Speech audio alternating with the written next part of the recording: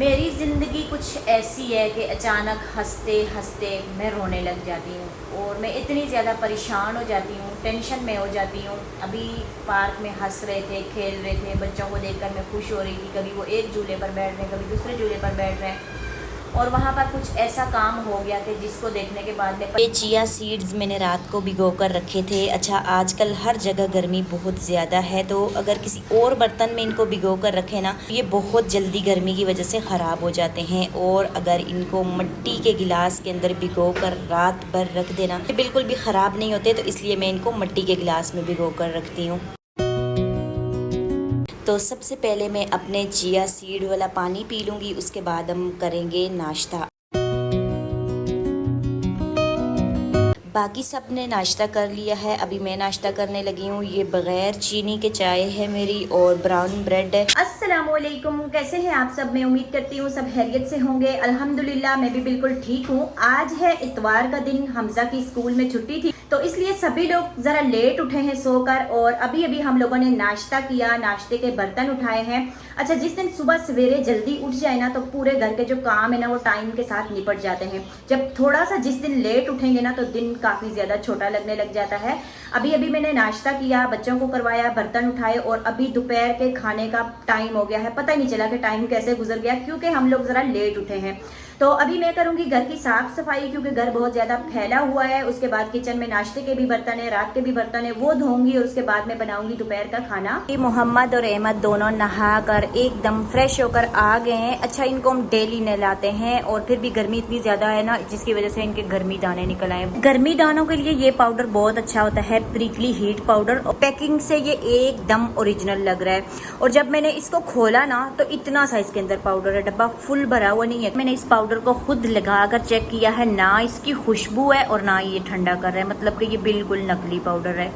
और आज हमजा की छुट्टी थी, रात को हमजा इसलिए लेट सोया है, सुबह हमजा जल्दी उठा है और अभी हमजा को नींद आ गई है। हमजा दोबारा से यहाँ पर सो गया है और मोहम्मद अहमद नहा धोकर फ्रेश हुए हैं। आज आपके मदरसे की भी छुट्टी है, ट्यूशन की भी छुट्टी है, आप दोनों भी आराम के साथ सो जाओ। अभी घर का सारा काम हम लोगों ने कर लिया है। ये रूम भी सारा साफ सुथरा हो गया, सफाई आमना ने की है और किचन का काम मैंने किया है, वो रूम भी साफ हो गया है, वहाँ पर हमजा सो रहे हैं। दोपहर के खाने में आज हमारे घर में बनेगी मूंग दाल की खिचड़ी। मूंग दाल और चावल को यहाँ पर मैंने भिगो कर रख दिया है। अच्छा, आजकल मूंग की दाल के अंदर बहुत ही ज्यादा यहाँ पर मिलावट आ रही है। मूंग की दाल के ऊपर इन लोगों ने कलर चढ़ाया हुआ होता है। अभी देखें, इसको मैंने इतना धोया, धोती गई कलर निकलता गया, तकरीबन 4 से 5 दफा मैंने इसको धोया है और उसके बाद ना दाल एकदम सफेद हो गई है। वैसे तो मूंग की दाल पीली होती है ना, तो इसके ऊपर इन लोगों ने कलर चढ़ाकर इसको पीला किया हुआ था और 5-6 दफा मैंने इसको धोया है। अभी भी ये अच्छे तरीके के साथ साफ नहीं हुई है। ये देखे, पानी अभी भी इसका गंदा गंदा सा नजर आ रहा है, मतलब इसका कलर अभी भी निकल रहा है। आजकल आमना पी रही है डिटॉक्स वाटर। यहाँ पर पानी के अंदर इसने खीरा चॉप करके डाला है, चुकंदर डाली है, चुकंदर का कलर भी इसके अंदर बहुत प्यारा आया है, ऐसे लग रहा है शरबत बनाया है। और चिया सीड भी डाले हैं और फ्रेश पुदीने की पत्तियां आमना आपने नहीं डाली। अच्छा, कह रही है कि पुदीने की पत्तियां नहीं थी। अच्छा, इसका टेस्ट इतना अच्छा है, बहुत मज़े का है, मैंने चेक किया है और बॉडी को ना गर्मी में ये अच्छी तरह से हाइड्रेट भी करता है। और यहाँ हवा में बैठकर ये अपनी पढ़ाई कर रही है और ये लो अपना डिटॉक्स वाटर पी कर ख़त्म करो, नहीं तो ये ख़राब हो जाएगा। यहाँ पर मैंने खिचड़ी पकने के लिए रख दी है। ये देखिए, आलू भी मैंने इसके अंदर डाले हैं। आलू को थोड़ा ज़्यादा मैंने पहले पका लिया है, फिर मैंने इसके अंदर चावल दाल डाली है तड़का लगाकर और बस अभी ये पक जाएगी, फिर इसको दम पर रखेंगे। अभी मैं सोच रही थी, जैसे सब्जी दाल चावल फ्रूट्स जैसे ये चीज़ें होती हैं धुलने वाली, इनको जब हम घर पर लाकर धोते हैं तो हमें पता चल जाता है कि इनके अंदर मिलावट हुई होती है, तो पता चल ही जाता है। फिर धोते हैं तो वो असर ख़त्म हो जाता है।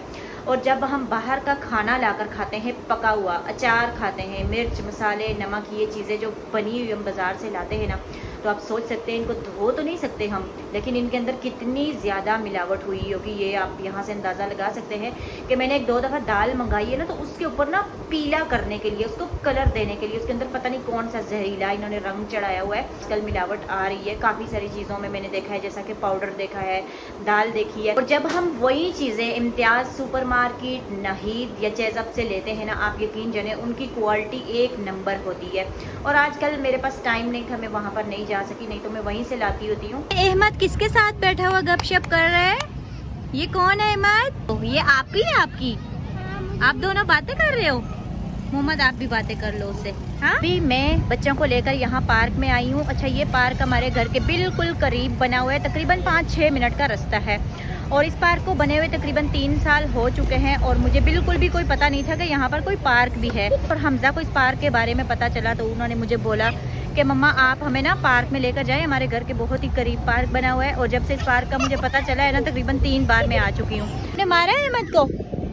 और यहाँ पर देखे लोग फैमिली के साथ आए हुए हैं और आज हमजा की छुट्टी थी, ये हमजा भी हमारे साथ आया हुआ है। एमी उधर जाके खेलो, पानी नहीं गिराओ हमजा इनके ऊपर। अच्छा, इस साइड पर ना घास लगी हुई है और यहाँ पर ना बैठने की जगह है। यहाँ पर ये पूरा एरिया बैठने का है। और वहाँ पर जाए ना, जो फव्वारा लगा है उसकी उस साइड पर तमाम झूले लगे हुए हैं बच्चे। और यहाँ पर ना पानी का सिस्टम हुआ है और बच्चों ने सारे कपड़े गीले कर दिए हैं। हमजा इनके कपड़े गीले नहीं करो और बोतल में पानी डालकर ले आना, मैंने भी पीना है।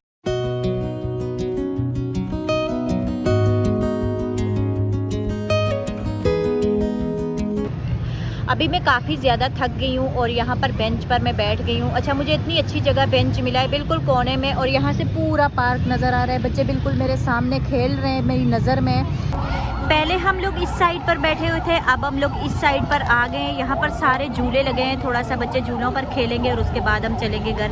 आपको झूला देती हूँ आहिस्ता आहिस्ता, सही है? नहीं लगाओ पाँव में, सही से बैठो, पाँव मत गंदे करो। अहमद बैठा है, वो छोटे बच्चों का झूला है और ये बड़ों का है। यहाँ पर कोई अंकल भी झूला ले रहे हैं, देख लें। हमजा इतनी ऊंचाई के ऊपर चढ़कर बैठ गया है। हमजा गिर जाओगे। मोहम्मद कहाँ है? जैसे चढ़े हो वैसे ही नीचे आओ। अच्छा, इसके साथ यहाँ से लटक कर वहां तक जाओ, मैं देखूं लटक लेते हो, जल्दी करो, ध्यान से, गिरना नहीं। जाओ जाओ जाओ जाओ, आगे जाओ आगे जाओ। चला गया, शाबाश, जीत गया। ऐसे करने से आपका कद भी लंबा हो जाएगा। वैसे माशाल्लाह लंबा तो है और लंबा हो जाएगा। हमजा अंकल को कह रहे कि झूले से उतरो, मैं थोड़ी देर बैठूं तो वो उतर ही नहीं रहे। नहीं उतरे हमजा। अब मैंने बड़ी मुश्किल से उनको बोल बोल के हटाया है, वो हटे हैं तो अब हमजा बैठेगा। हमजा इनको भी साइड पे बिठा लो। अहमद कहाँ गया है, उसको भी बिठा लो।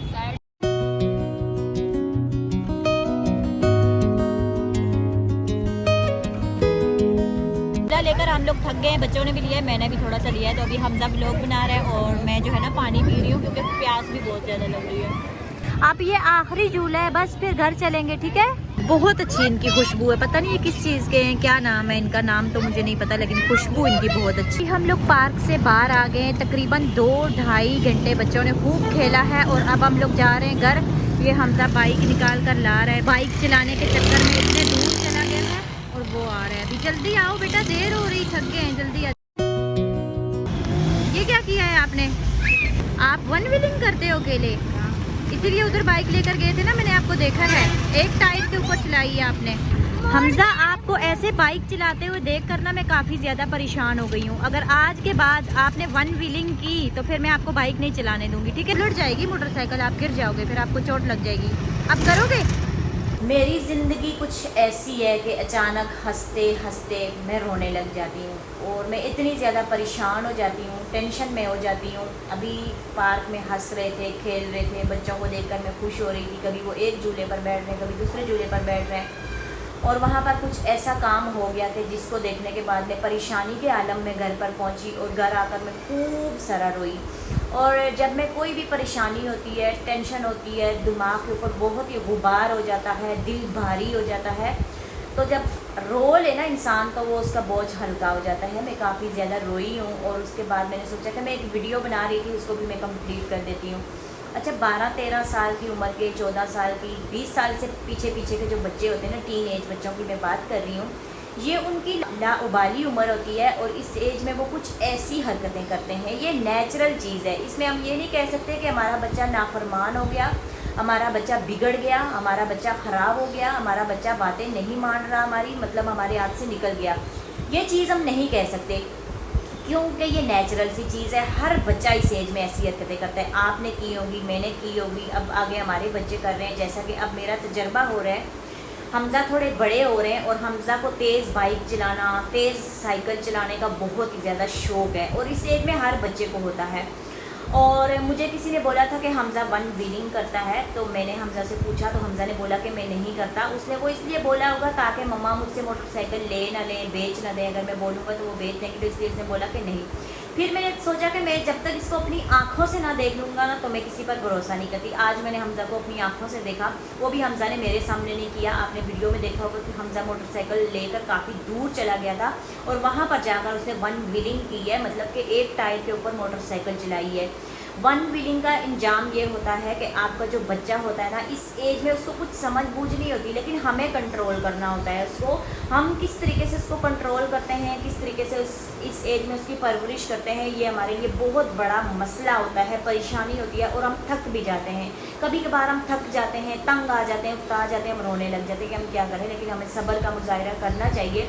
20 साल तक बच्चे को पहुंचाना चाहिए, उसके बाद बच्चा खुद ब खुद मैच्योर हो जाता है। और जब वन व्हीलिंग की तो मैंने हमज़ा को अपने पास बुलाया, मैंने बोला कि आप घर चलो, मैं घर जाकर आपसे बात करती हूँ। मैंने हमज़ा को समझाया कि देखो मैं अकेली हूँ। जब कोई माँ बाप टीन एज बच्चे की अकेले परवरिश कर रहा होता है, चाहे माँ हो बाप हो, अगर तरबियत कर रहे हैं ना तो उसके लिए बहुत बड़ा मसला होता है, परेशानी होती है। ये एक तरह का सर के ऊपर हमारे बोझ होता है, इतनी एज के बच्चे की तरबियत करना। इस एज में हर बच्चा करता है, ये नेचुरल चीज़ है।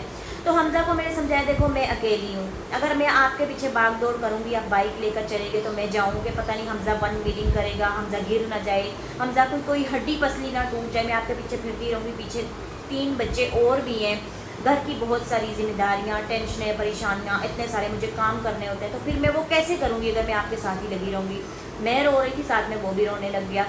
और उसने बोला कि मम्मा मैं आज के बाद कोई ऐसी हरकत नहीं करूँगा, बगैर पूछे आपके मोटरसाइकिल नहीं लेकर जाऊँगा। चाबी मेरे हाथ में उसने दे दी, मैंने वो सामने ही रखी है, कभी मोटरसाइकिल आपके पूछे बगैर नहीं लेकर जाऊँगा और मैं वन व्हीलिंग नहीं करूँगा। उससे वादा किया कि मैं आइंदा ऐसा कोई काम नहीं करूँगा।